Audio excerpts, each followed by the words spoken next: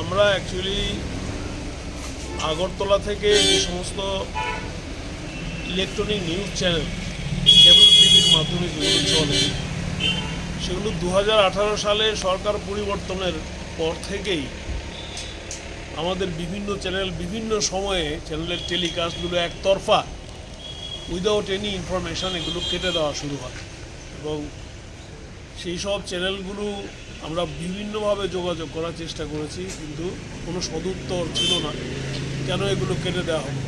এবং আমরা শুনেছি যে মানে পাওয়ারে যারা রয়েছেন তাদের একটা অংশের প্রচণ্ড প্রেশারের ফলে কেবল টিভি অপারেটররা আমাদের এই চ্যানেল বন্ধ করতে বাধ্য হয়েছেন। যাই হোক, আমরা এইসব বিষয়ে আগেও যোগাযোগ করেছি প্রশাসনের সঙ্গে। আজকে আমরা আমাদের পশ্চিম জেলার যিনি জেলা শাসক রয়েছেন তার কাছে আমরা এইসব বিষয় নিয়ে একটা মেমোরেন্ডাম সাবমিট করব। তিনি আমাদের সময় দিয়েছেন, আমরা এক্ষুনি যাচ্ছি তার সঙ্গে দেখা করতে।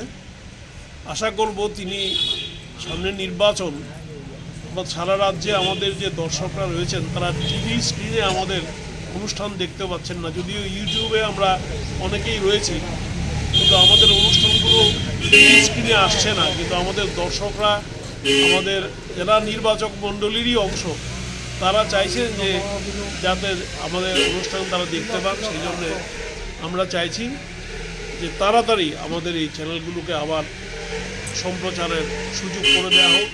প্রশাসন যেন এই ব্যাপারে হস্তক্ষেপ করে, নির্বাচন কমিশন যেন হস্তক্ষেপ করে, এই কথাটা।